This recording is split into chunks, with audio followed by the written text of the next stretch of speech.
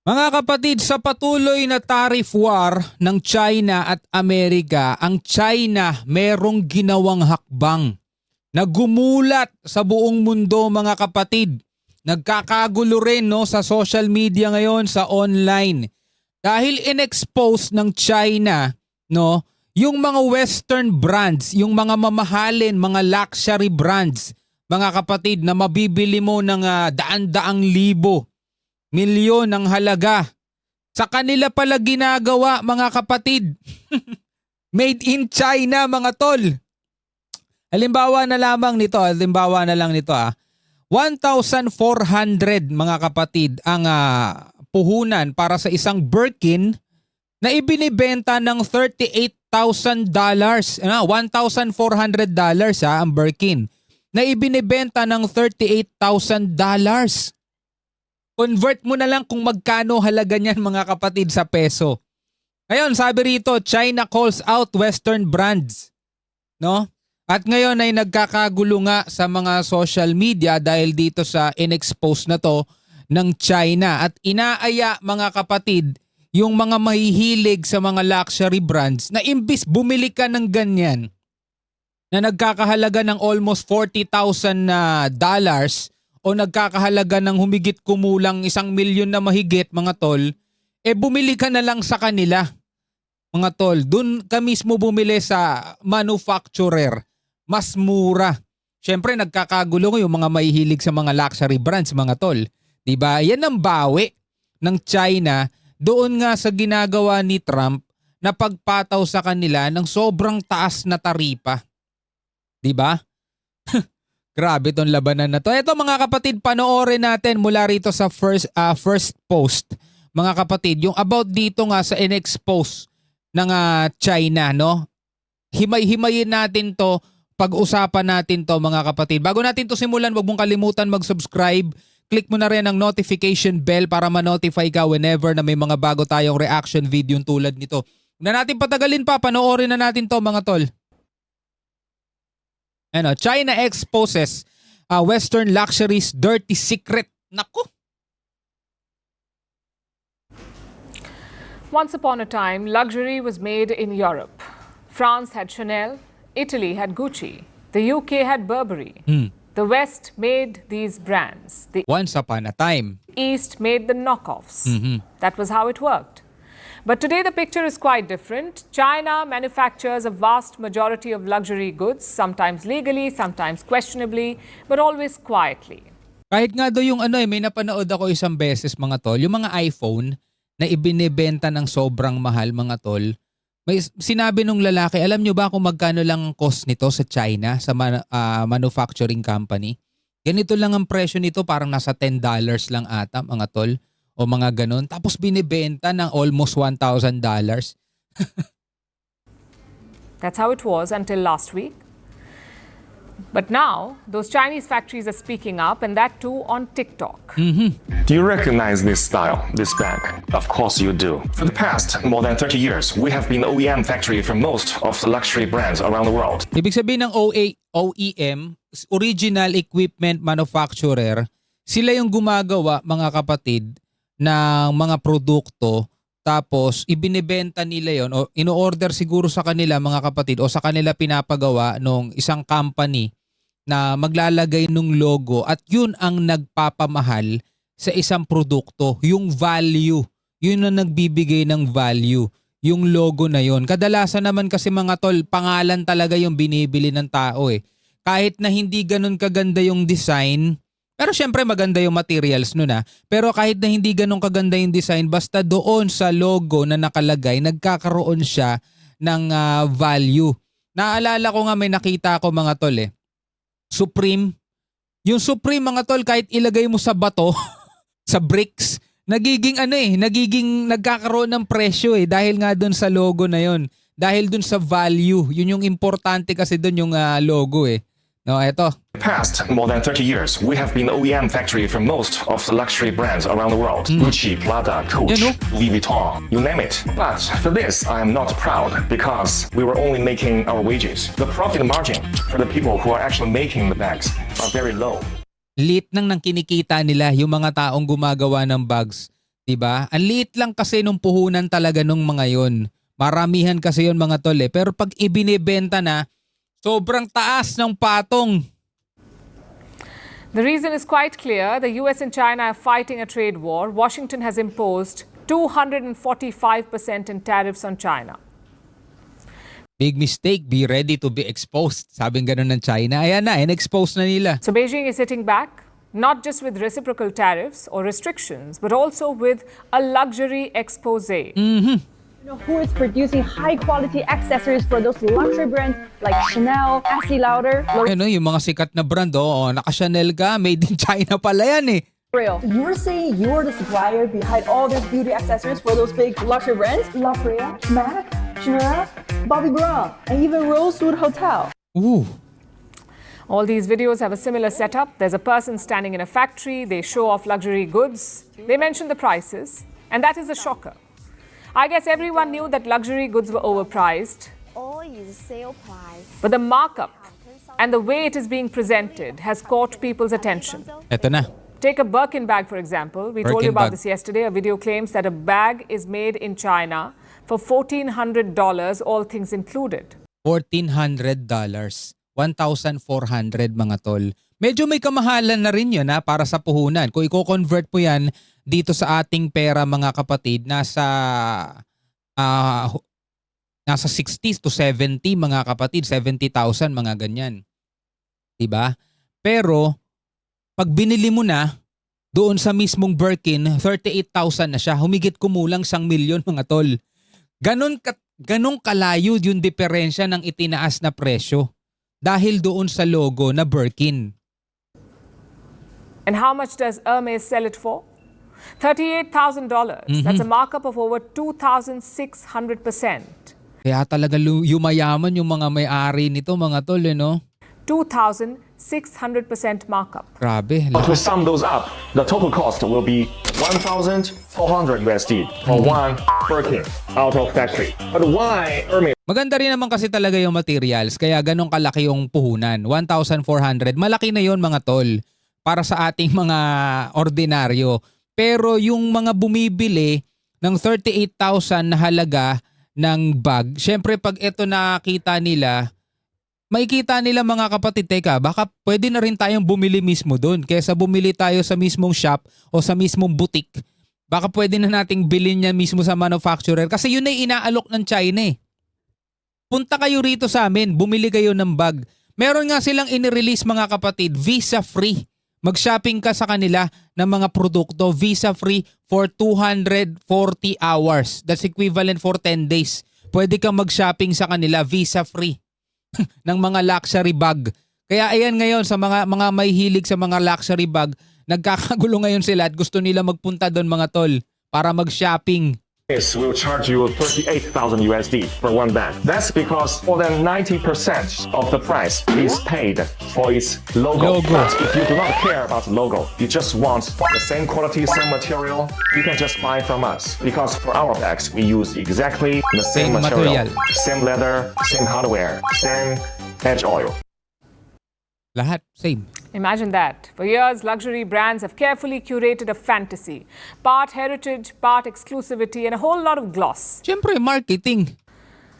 A handbag from Hermes is not just a bag, it's a passport into an elite club of wealth. A $100 pair of Lululemon leggings is not just another set of pants, it's doing yoga in style.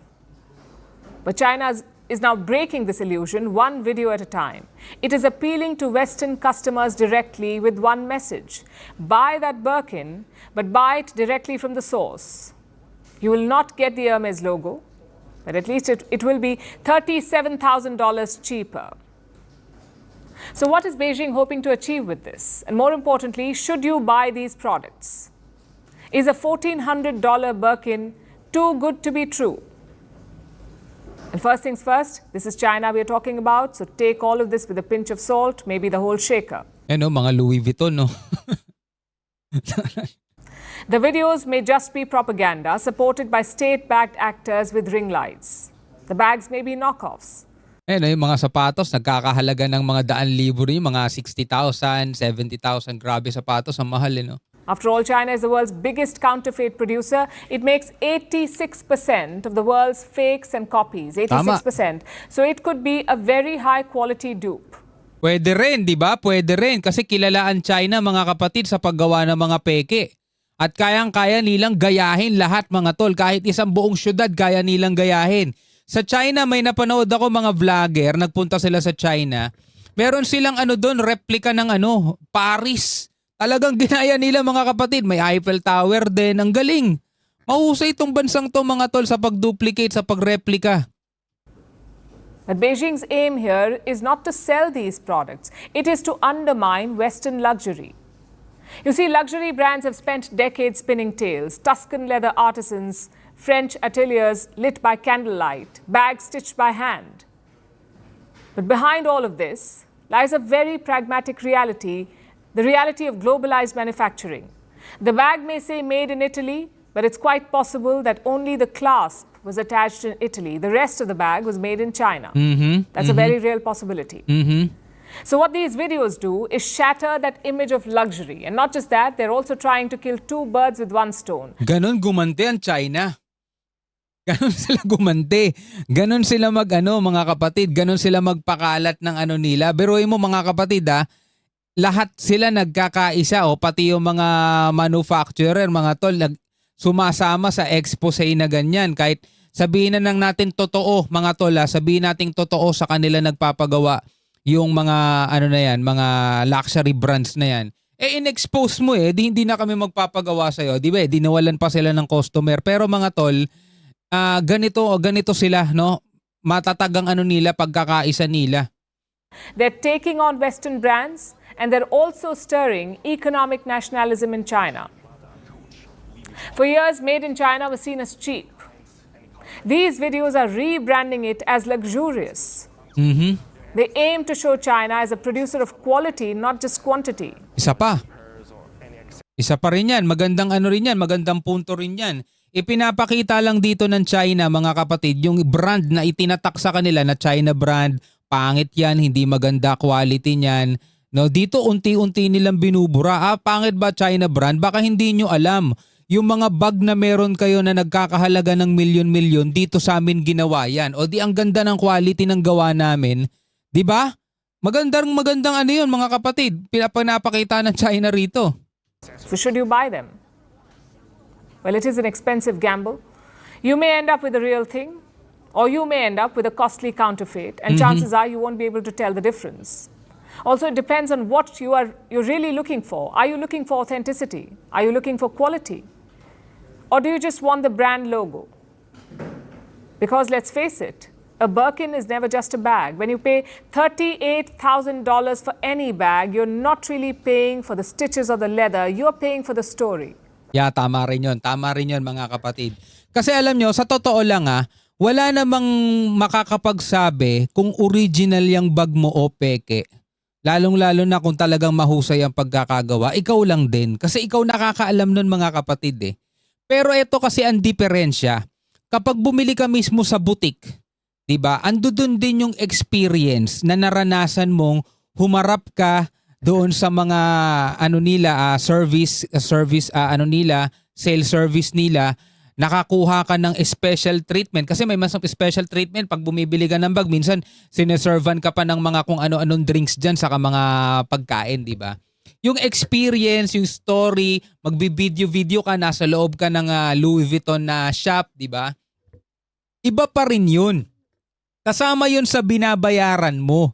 Hindi yung mismong gamit lang na bibilin mo doon sa China kasi mas mura, di ba? Pero dito, mga kapatid, ang maipagmamalaki mo kapag bumili ka doon sa mismong shop, hindi lang yung hindi lang yung andirito ko ngayon, sa may ganito, sa may ganyan. Pwede mong i-vlog, pwede mong picturean yung experience ba? 'Di ba? Yun yung diferensya na pag bumili ka ng same quality versus bumili ka doon sa mismong boutique o doon sa mismong retail shop, 'di ba? Kasama 'yon sa binabayaran mo kasi. And that's the real luxury product. China is not just challenging the product, it is challenging that illusion. And if that myth falls apart, what are we really paying for? The West sold the world a dream, And now China has turned on the lights. Pero dito malamang ang magiging customer nila, ito yung tinatawag nating mga social climber. Alam nyo mga kapatid minsan, once upon a time, naging pinakamayaman sa buong mundo ang pangalan nito yung may-ari ng LV, may-ari nito mga luxury niya, si Arnold. Arnold ang pangalan nito eh. Minsan naging siya ang pinakamayaman sa buong mundo. Biruin mo sa harap ng mga pandemic, sa harap ng nangyaring pandemic, siya pa yung naging pinakamayaman dahil sobrang daming bumili ng mga luxury bag. Yung iba nga mga tol, hindi naman talaga mayayaman eh. Halimbawa na lang iPhone status symbol daw yan, sabing ganon. Pero tignan mo, hindi na siya status symbol ngayon. Bakit? Kasi kahit sino pwede na magkaroon ng iPhone. Dati yung mga may kaya lang sa buhay ang nakakabili niyan. Pero ngayon mga tol, kahit yung mga minsan nakikita natin nagti-TikTok, hindi pa palitada yung dingding, walang kisame, kitang-kita mo yung bubong. Pero naka-TikTok, naka-iPhone yun mga tol, wag ka. So, hindi na talaga ba siya basta siya luxury symbol mga kapatid, no? Ngayon, eto yung sinasabi natin. Yung etong mga bag na to na inaalok ng China is pwede nga talagang pagpiestahan yan at pwedeng dumugin yan ng mga tinatawag nating social climber. Aba syempre, sino ba naman? Naka-Birkin bag ka, naka-Hermes ka, naka-Coach ka, naka-LV ka. Diba? Pero iba pa rin mga kapatid talaga yung bibili ka doon sa mismong butik.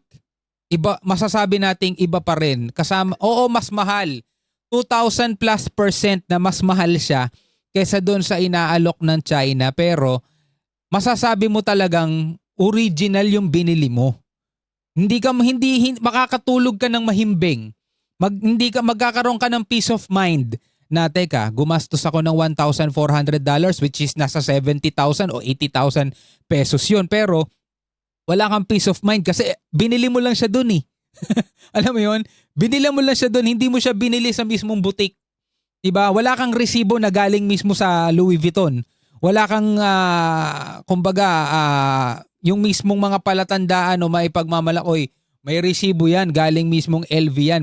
Parang mga ganon, di ba? But again, kung ikaw ay wala pa namang ganong karaming pera, hindi mo dapat pansinin to, di ba? Hayaan mo lang yung mga social climber. Tuloy natin. Greeting you with... Alright, tapos na pala yan. Ano masasabi nyo dito sa expose ng China about dito sa mga Western brands, dito sa mga luxury brands na to na sinasabi nilang sa kanila lang din ginagawa ito. 'Di ba? At pwedeng-pwede ka mag-shopping sa kanila mga tol. Tatalakayin natin yan sa next video natin mga kapatid. Nagbigay ang China ng 240 hours visa-free para sa lahat na gustong mamili doon sa kanilang bansa. Mga foreign nationals mga kapatid. Bilang isang Pilipino o bilang isang tao na mahihilig din sa mga ganyan, ano masasabi mo dyan? Comment ka na lamang sa ibaba. Hanggang sa muli, ako nga pala si Shobaldi. Peace out.